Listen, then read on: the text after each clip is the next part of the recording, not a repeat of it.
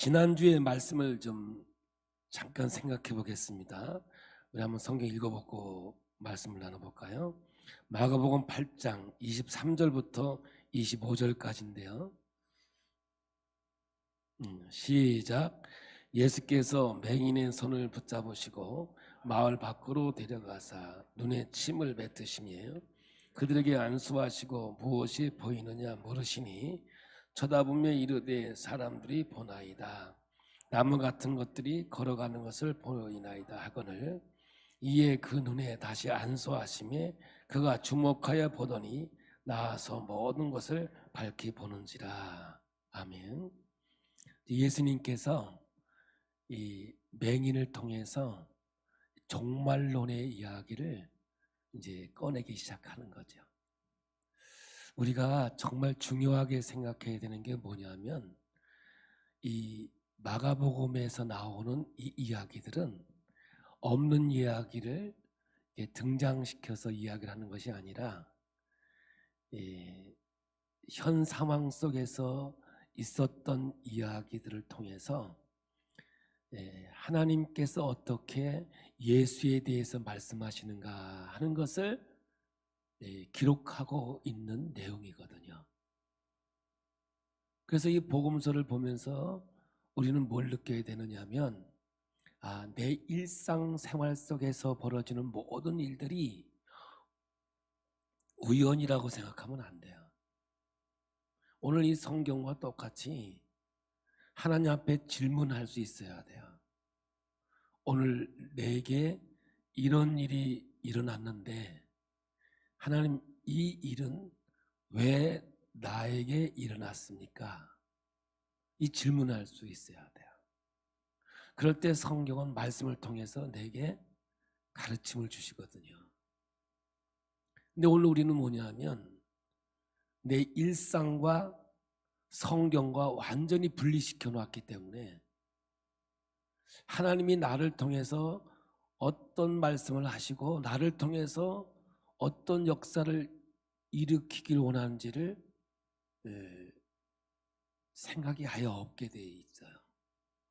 그러나 하나님은 성경을 통해서 성경 따로 우리 따로가 아니라 우리의 삶 속에서 말씀이 적용되어지고 그 적용되어지는 말씀을 통해서 내가 결단하고 주의 길을 걸어가는 자가 되기를 원하고 있는 거거든요.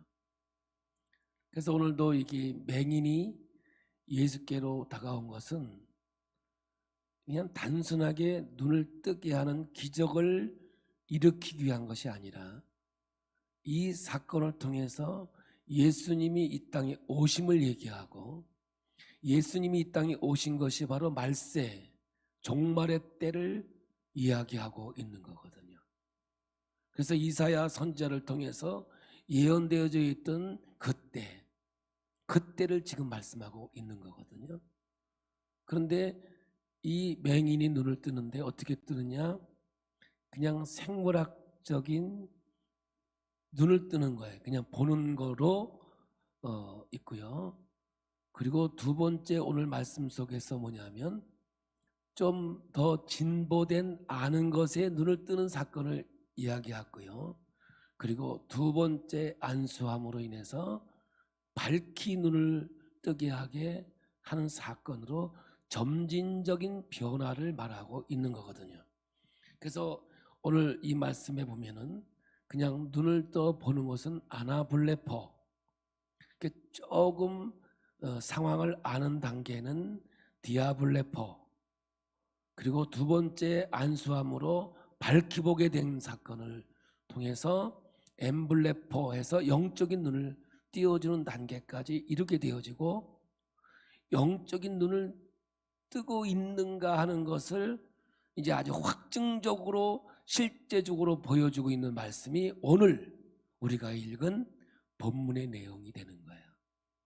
그래서 지난주와 오늘 이번 주 말씀을 연결하지 않으면 그냥 단순하게 눈 뜨는 사건이고 그저 너희는 나를 누구라고 하느냐 이렇게 그냥 이야기해서는 이 성경이 오늘 우리에게 무엇을 보기를 원하며 무엇을 경험하기를 원하고 뭘 깨닫기 원하는지를 잘 알 수 없도록 돼 있는 거예요.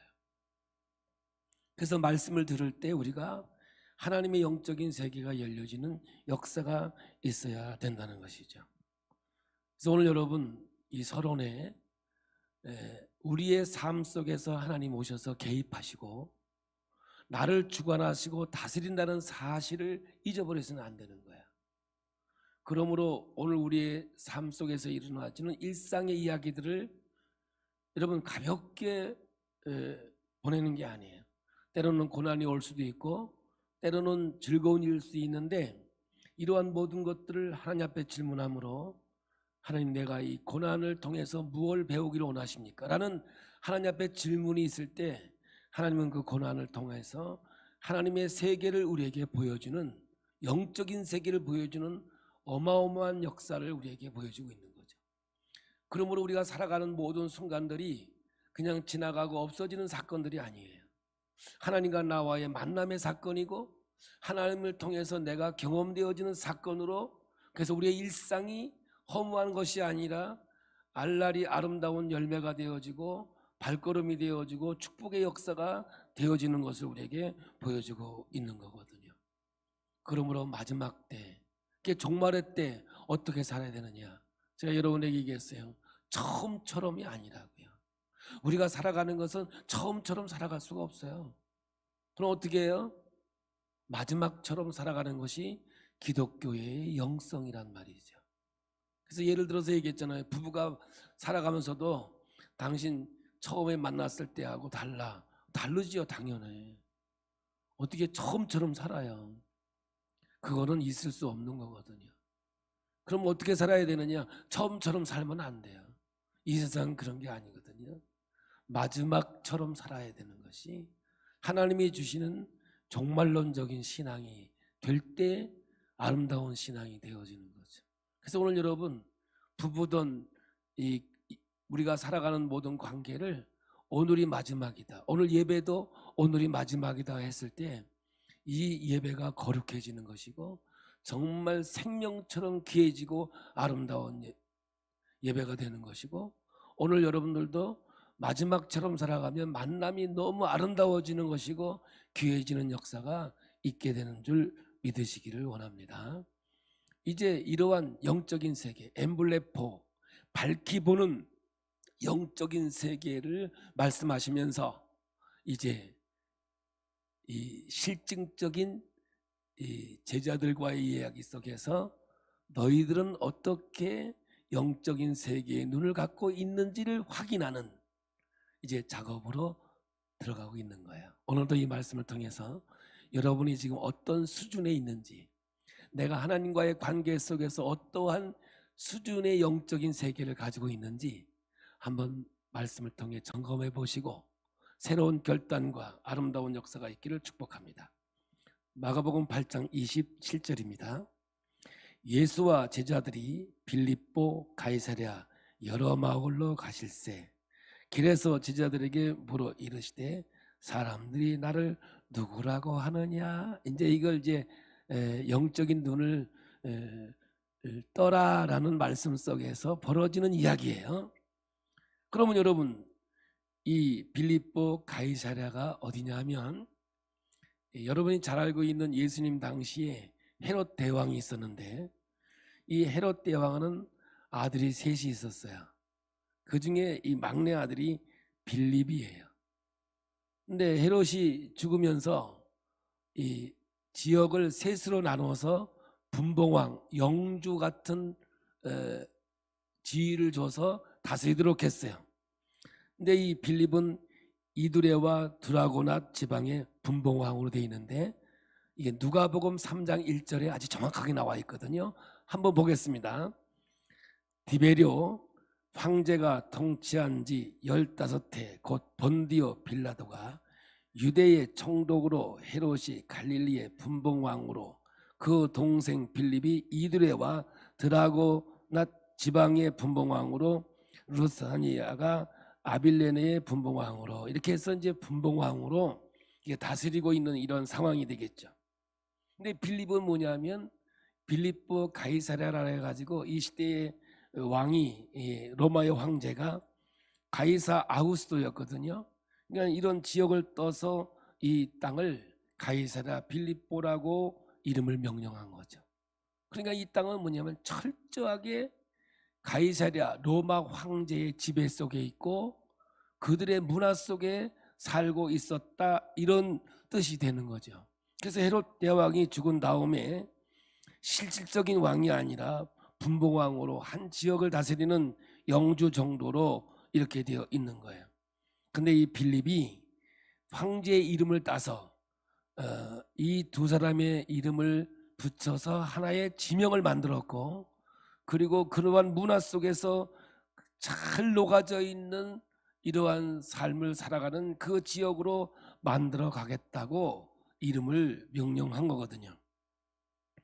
여기에는 어마어마한 신전이 만들어져 있고 또 황제에게와 우상에게 지내는 신전들이 정말 줄비하게 만들어지는 그러한 지역이기도 해요. 제가 이 지역을 가보니까 정말 신전도 많고 당시에 얼마나 로마의 문화가 이렇게 들어와 있는지 볼 수가 있었습니다.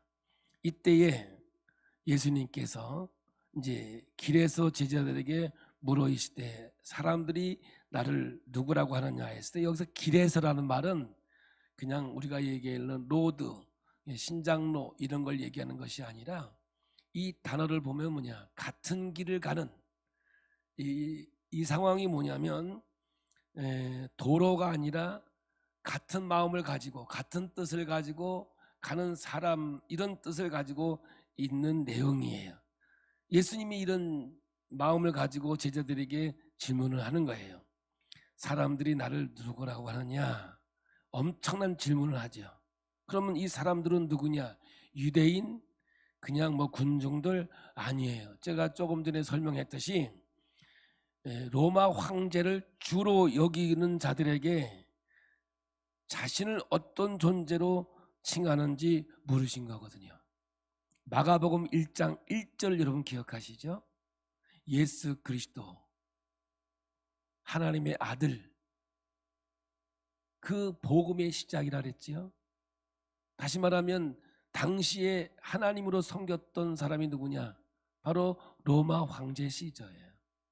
근데 진짜 하나님의 아들이 이 땅에 태어났다. 그 복음이 바로 시작된다. 예수를 통해서. 그게 마가복음의 1장 1절의 이야기 아니겠습니까? 그러니까 오늘 누구한테 물어보는 거냐면 이 군중들이라고 할 때 이 헬라 문화에 물든 사람들, 다시 말하면 로마 황제를 신으로 모시고 있는 사람들에게 물어보는 얘기가 되겠습니다. 근데 이들은 대답을 합니다. 어떻게 대답하느냐? 28절입니다. 제자들이 여짜와 이르되 세례 요한이라고, 더러는 엘리야, 더러는 선지자의 하나이다. 그래서 이 대답 속에 당시 사람들이 예수님을 어떻게 보고 있는지가 밝히 드러나고 있는 거예요. 다시 한번 여러분에게 해볼까요? 말씀이 너무 중요한 얘기이기 때문에 그래요. 그냥 눈으로 보는 시각적인 게 있어요. 첫째 단계가. 두 번째 단계는 무엇인지 형태를 알고 느끼는 정도에 있어요.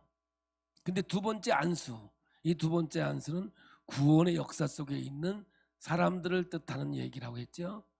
그들은 뭐냐면 이제 밝히 보는 영적인 세계가 열어진 사람들, 그래서 엠블레포라는 단어를 쓰고 있다는 말이죠. 이 세 가지의 본다라고 하는 의미를 가지고 이 질문을 했다는 걸 여러분들 염두하시고 들으셔야 돼요. 그러니까 이 시저를 주로 하나님으로 섬기는 이들은 예수를 하나님의 아들로 전혀 보지 않았다는 얘기죠. 그럼 뭐예요? 그냥 하나의 선지자 중에 한 사람이다라고 보고 있었다, 이렇게 되는 거예요. 오늘 여러분들 속에는 어떤 마음이 있습니까? 여러분들에게 있어서 예수는 누구이십니까? 선지자? 그냥 좋은 분? 뭐 귀한 분? 이렇게 여러분 생각한다면, 로마의 황제를 신으로 섬기는 자들과 전혀 다른 게 없다는 거죠. 그러면 우리 예수님께서 이 질문을 통해서 제자들에게 어떤 단계까지 훈련시키고 있는지를 우리는 그냥 볼 수가 있는 거죠. 예수님에 대해서 열려 있지를 않는 거예요. 예수님에 대해서 올바른 인식이 없는 거죠. 저는 오늘 우리도 그럴까 봐 두려운 마음을 가지고 이 말씀을 전합니다. 오병이어의 기적, 유대인을 향해서 하나님의 복음을 선포하고 칠병이의 기적을 통해서 이방 선교의 문을 열고 있습니다. 그런데 한 개의 떡을 통해요, 생명의 떡이로 오신 예수를 증거하며 오직 예수만이 생명을 살리고 영원한 천국으로 인도하시는 전능자임을 선포하신 후 오늘 군중들에게, 제자들에게 내가 누구인가, 엠블레포 영적인 눈으로 밝히 보고 있는지를 지금 이제 확인해 보고 있는 과정이 되고 있는 거예요. 여러분, 신앙은 한 번에 바뀌지 않습니다. 절대로 한순간에 변화되는 게 아니에요. 점진적인 변화를 가져오는 거죠. 그래서 신앙은 시간성을 갖고 있어요. 시간을 가지고 세월이 흘러가면서 내 삶 속에서 하나님이 어떻게 역사하시고 개입하셨는가를 통하여 설득당했을 때 그걸 여러분들 믿음이라고 얘기해요. 하루아침에 변화되는 건 없어요. 그저 감정일 뿐이죠. 내 삶 속에서 하나님이 오셔서 우리의 인생을 어떻게 해요? 아나블레포, 디아블레포, 엠블레포 이렇게 밝히 보는 단계까지 인도하고 있는 것이죠. 근데 여러분, 이러한 질문을 하면서 제자들에게 물어보는 거예요. 그러면 너희는 나를 누구라고 하느냐? 이제 이렇게 질문을 하게 됩니다. 여러분, 이 질문은 철저하게 예수님의 제자들을 훈련시키고 있는 과정 중에 하나죠. 예수님은 나사렛으로 가면 수모를 당할 줄 알면서도 제자들을 데리고 갔어요. 여러분에게 말씀 전한 거죠. 왜냐? 내가 수모를 당하더니 너희들도 세상에서 복음을 전하면 이런 수모를 당하게 될 것이다. 각오하고 이 길을 걸어가라, 이런 뜻이죠. 풍랑을 일으켜 배를 전복시킬 정도의 엄청난 자연의 세계를 경험하게 해요. 여러분, 이것은 제자들이 스스로 배를 타고 간 게 아니에요. 예수님께서 강권하여 배를 타라고 가라고 명령하신 후에 일어나는 풍랑이었던 것이죠. 아니, 왜 풍랑이 일어날 줄 알면서 왜 그 배를 타고 그 바다를 건너가라고 명령했을까? 그때 예수님께서 오셔서 자연을 다스리시면서 나는 자연을 통제하고 다스리는 전능자임을 제자들에게 훈련시키고 있는 거 아니겠습니까? 왜냐? 제자들의 수준은 아직 기저귀 차고 있는 어린아이의 수준에 불과하고 있거든요. 너무 안타까운 것은 이 땅에 예수를 믿고 있는 무수한 많은 사람들이 장성한 자가 되어 신앙의 성숙도가 있어서 하나님의 영광을 바라보며 소망 가운데 살아야 되는데 그냥 보이는 것만 가지고 살아가는 1차원적인 영적 세계를 갖고 있기에 우리가 보면 제자들이 전혀 성숙하지 못한 상태에 있었기에 우리 예수님께서는 이들을 훈련시키기 위하여 오늘도 이 말씀을 우리에게 주고 있는 겁니다. 한번 29절을 볼까요? 한 목소리로 봅니다. 또 물으시되 너희는 나를 누구라 하느냐? 베드로가 대답하여 이르되 주는 그리스도이시니이다 하며. 이 원문에는 주라는 말은 없어요. 의역을 한 거예요. 그건 뭐예요? 당신입니다. 유.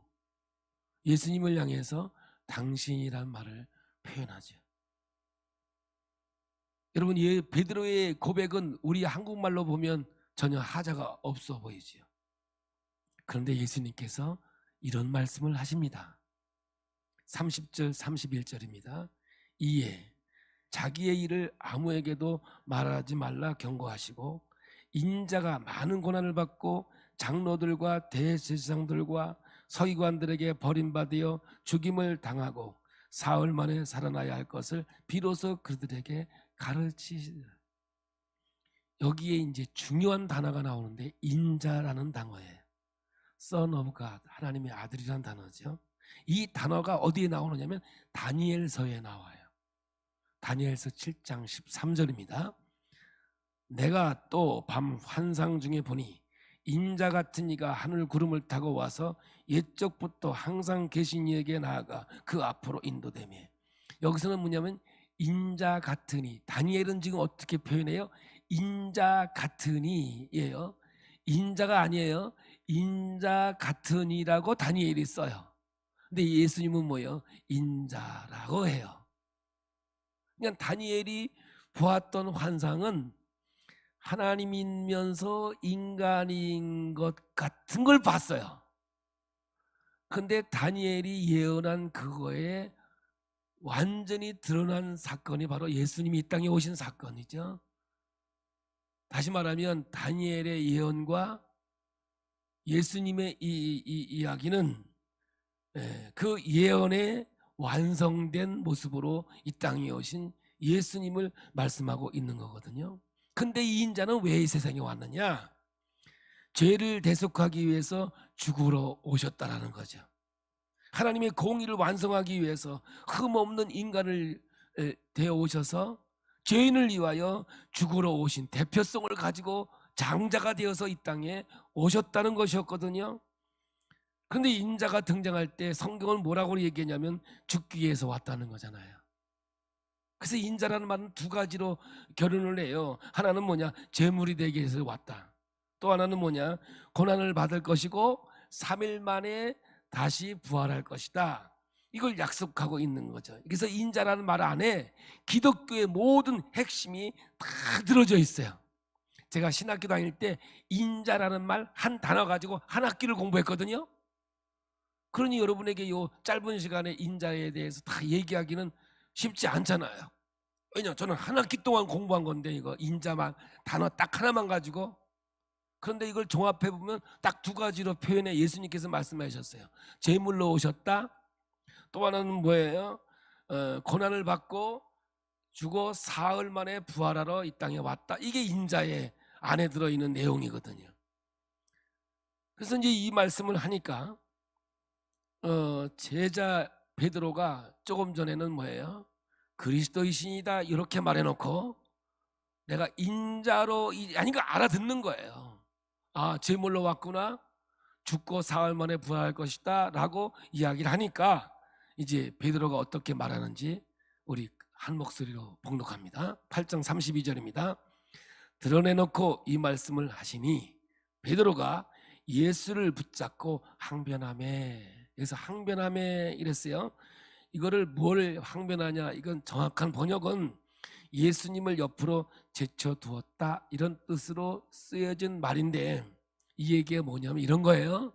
아니, 예수님, 우리가 예수님을 따라온 게 뭐 때문에 따라온 줄 아세요?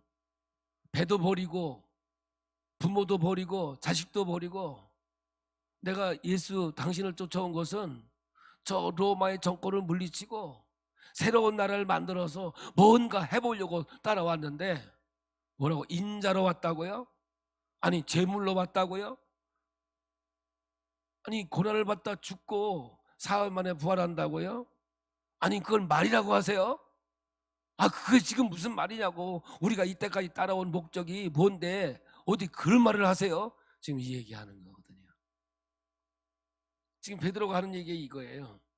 그러자 예수님이 베드로를 이제 꾸짖습니다. 얼마나 꾸짖는지 한번 봐요. 33절입니다. 시작. 예수께서 돌이키사 제자들을 보시며 베드로를 꾸짖어 이르시되 사탄아 내 뒤로 물러가라. 내가 하나님의 일을 생각하지 아니하고 도리어 사람의 일을 생각하는다 하시고. 그러니까 이 베드로는 뭐냐 하면 하나님의 뜻이 뭔지도 모르고 하나님의 계획이 뭔지도 모르고 너는 그저 사람의 생각만 하고 있구나 하면서 예수님이 베드로를, 이 사탄이라는 말은 베드로가 사탄이라는 게 아니라 네가 사탄이 가장 좋아하는 일을 하고 있구나, 이 얘기예요. 그러면 사탄이 정말 두려워하는 게 뭔지 아십니까? 예수님을 향해서, 예? 인간으로 온 것, 인자로 온 것을 가장 두려워하는 것이 사탄이라고요. 왜 그러냐? 제물로 왔으니까요. 고난을 받고 죽고 사흘 만에 부활하여 인류의 구원의 역사를 이루기 왔기 때문에 사람으로 온 예수를 가장 두려워하는 거예요. 그래서 사탄은 자꾸만 이 예수를 하나님 되게 하는 거예요. 그게 바로 여러분 복음서에 나오는 광야에서 40일 동안 금식하면서 시험 받던 얘기죠. 첫 번째가 뭐예요? 돌을 들어 떡을 만들라는 거죠. 이게 누가 할 수 있는 거예요? 하나님이. 인간이 할 수 있는 게 아니죠. 하나님이, 너 하나님이 되라는 거예요. 네. 만약 인간이, 예수님이 하나님의 신적 하나님이 돼버리면 여러분 인류의 구원은 없는 거예요. 그게 어떻게든지 지금 사탄은 예수를 하나님 되게 하는 거죠. 두 번째 시험이 뭐예요?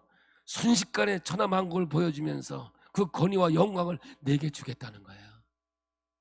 어마어마한 권위를 주겠다는 거죠. 세 번째 시험이 뭐냐면 하나님의 아들이거든 뛰어내리라는 거예요. 오늘 여러분 이걸 우리는 기억해낼 수 있어야 돼요. 이 사탄은 어떻게든지 예수를 인간으로 오신 예수가 아니라 하나님을 만들려고 하는 거예요. 근데 베드로가 지금 어떤 마음을 갖고 있어요? 인간 예수가 오신 이분이 인류를 위해서 십자가에서 죽으시고 죄값을 치르시고 구원의 역사를 이루시기 위해서 오신 분인데 자꾸 하나님을 만들려고 하는 거예요. 그래서 자기들의 목적, 저 로마의 정권을 물리쳐버리고 새로운 나라를 건설하기 위해서 오셨다라고 생각한, 그러니까 메시아를 자기들이 생각하는 메시아, 하나님이 생각하는 메시아가 아닌, 인류를 구원케 해 오신 예수가 아닌 자기들이 가지고 있는 그 생각을 관철하기 위해서 있는 거죠.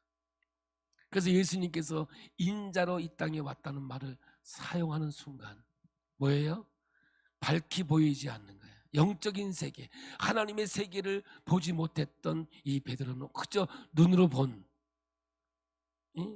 디아블레포, 그것만 갖고 있는 거예요. 결국 베드로는 복음서에서 실패한 인물로 등장해요.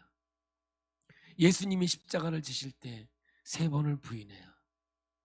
그리고 예수님을 떠나 고향으로 돌아가지요. 이게 복음서의 결론이에요. 사도행전, 성령이 내 마음속에 오셔서 나를 다스려주고 나를 지배해주지 않는 한 우리는 실패할 수밖에 없다는 사실을 인식해야 되는데, 자꾸 오늘도 우리는 예수를 믿으면서 내가 신이 되려고 하는 거야. 거꾸로 예수님은 우리에게 말씀하시는 거야. 여러분, 내가 죽어야 내 안에 하나님이 사는 법을 배우는 거야. 나는 죽고 내 안에 그리스도가 사는 것이 진정한 신앙의 삶이라고요. 근데 오늘 우리는 이 엄청난 하나님의 영적인 세계를 발견하지 못한 채 그저 디아블레포, 그냥 생물학적 눈으로 보는 것만으로 만족하고 인생을 살아가고 있지 않나, 이 안타까움이 오늘 우리에게 있는 거죠. 그러므로 여러분, 일상에서 일어나는 모든 일들이 우연이 아니라 하나님이 개입하셔서 우리를 이끌고 가고 있다는 사실을 영적인 눈이 뜨여지기 전까지는 모르는 거예요. 그러니까 여러분 보세요. 돌아온 탕자를 볼 때도 집안에 있는 탕자가 더 문제처럼 등장하고 있는 거 아닙니까? 자기 인생을 살아가면서 모든 것들을 탕진하고 아버지께로 돌아가면 품꾼의 하나로 써주겠지, 회개하는 마음으로 돌아오는 아들이 있는가 하면 아버지의 복을 받으며 살아가면서도 그 하나님의 그 축복을 알지 못하고 불평하고 있는 큰 아들을 성경은 우리에게 보여주고 있지 않습니까? 여러분, 오늘 예수님께서 걸어가신 그 길에서 제자들에게 물어봤다는 그 길은 세 가지로 등장해요. 첫째는 뭐냐? 나라예요. 예수님은 이 땅에 하나님 나라를 이루기 위해서 오신 거예요. 참 어려운 얘기지만 여러분 한번 좀 잘 들어보세요. 우리는 오늘밖에 모르잖아요. 오늘 인간에게 주어진 건 오늘밖에 없다니까요. 그래서 이걸 종합해 보면 지나온 과거가 오늘 나에게 간증이 돼야 돼요. 아멘이죠? 그래서 오늘 우리의 인생을 살아가면서 지나온 세월들이 오늘 원망과 불평으로 남는다면 아직 엠블레퍼, 영적인 눈이 띄어지지 않고 하나님의 영적인 세계를 밝히 보지 못한 사람의 모습인 거예요. 아직 뭐 맹인이나 눈을 뜬 사람이나 별반 다름이 없다 그 말이죠. 그래서 진짜 예수가 누구인 줄 알고 신앙이 뭔 줄 알고 영적인 세계, 여기서 얘기는 엠블레포 밝히 보여지는 사람은 지나온 세월들을 원망하고 불평하는 것이 아니라 아하 아하 아하, 다윗도 이 고백을 한다니까요. 시편을 통해서 아하, 그때는 고통과 아픔이었고 왜 내게 이런 일이, 왜 나에게 이러한 아픔이 있었느냐고 하나님 앞에 원망했는데 아하, 알고 보니까 입술이 떨려지고 하나님의 세계가 열려지니까 하박국 선지자 같이 진짜 믿음의 고백이 터져 나오는 거예요. 외양간에 소가 없어도, 포도나무의 열매가 없어도, 무화과에 소출이 없어도 나는 여호와로 인하여 기뻐하고 즐거워하리라. 할렐루야. 그러므로 여러분, 예수가 누구인 줄 아는 사람, 예수가 나에게 생명으로 한 생명의 떡으로 다가온 사람은 지나온 세월들이 하나님이 개입하셨고 하나님이 역사하셨고 하나님이 인도하셨고 이 모든 것들이 내게는 간증이 되고 고백이 되는 놀라운 사건이 벌어지는 거예요.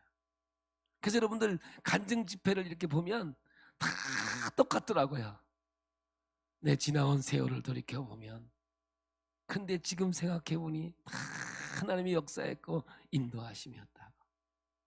근데 오늘을 살아가잖아요. 근데 오늘 뭐냐요? 미래가 있잖아요. 미래가. 역시 미래도 오늘을 살아가는 모습으로 살아가야 돼. 오늘. 그럼 미래가 뭐예요? 천국이라면, 하나님 나라가 이 땅에 건설되어져 있다면 예수를 통해서 그 구원의 기쁨이 오늘 나의 기쁨이 되어 있느냐가 오늘 엠블레퍼란 말이에요. 영적인 눈이 띄어져 있는 사람은 할렐루야, 어떤 환경과 상황 속에서도 그 천국의 기쁨을 누리는. 그래서 사도 바울은 이 엠블레퍼, 영적인 눈을 떠 있는 사람이었기 때문에 감옥에 있으면서도 빌립보 교회를 향해서 글을 쓸 때 내가 기뻐하고 또 기뻐한다는 거죠. 내가 너희들을 권면한다는 거예요. 기뻐하라는 거예요. 다시 말하니 기뻐하라는 거예요. 왜?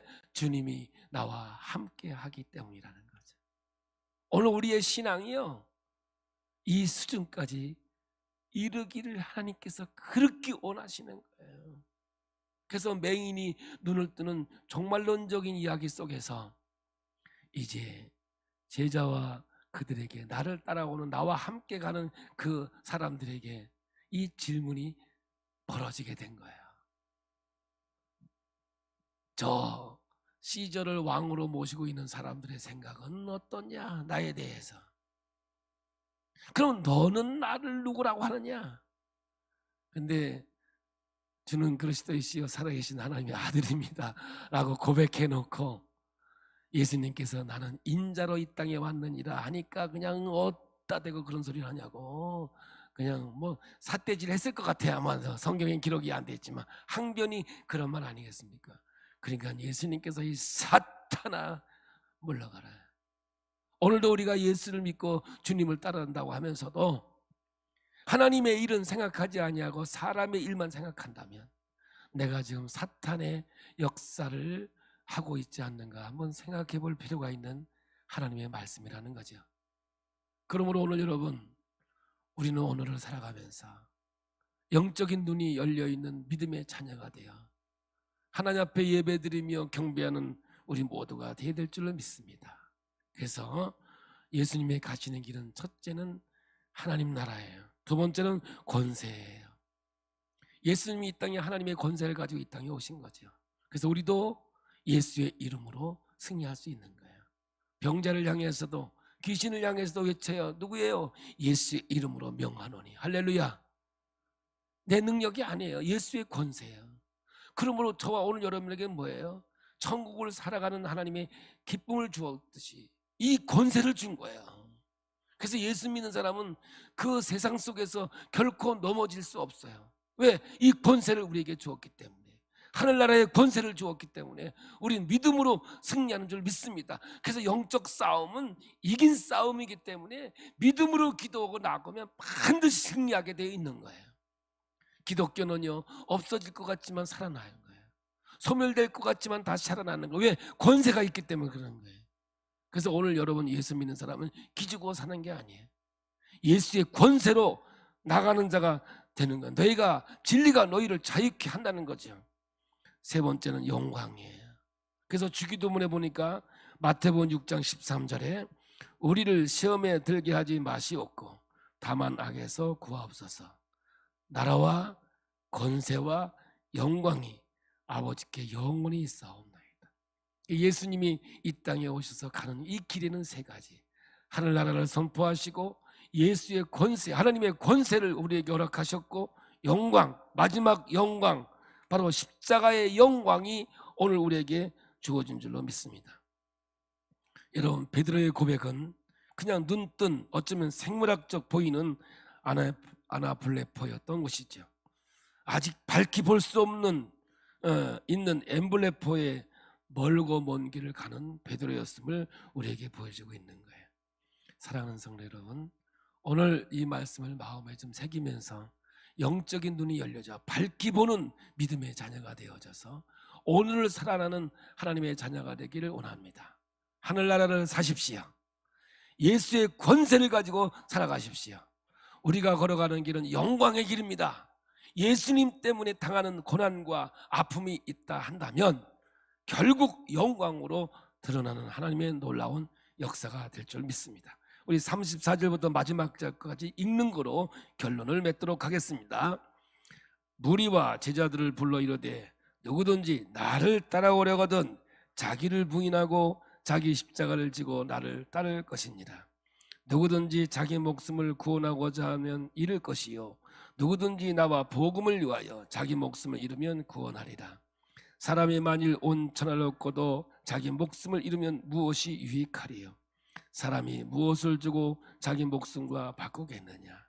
누구든지 음란하고 죄 많은 세대에서 나와 내 말을 부끄러워하면 인자도 아버지의 영광으로 거룩한 선사들과 함께 올 때에 그 사람을 부끄러워하리라. 그래서 길 위에 서서라는 말은 우리 주님의 길이에요. 그래서 세 가지, 하나님의 나라가, 하나님의 권세와 영광이 세세 무궁토록 있을지어다. 우리와 함께하는 영광이 될 줄 믿습니다.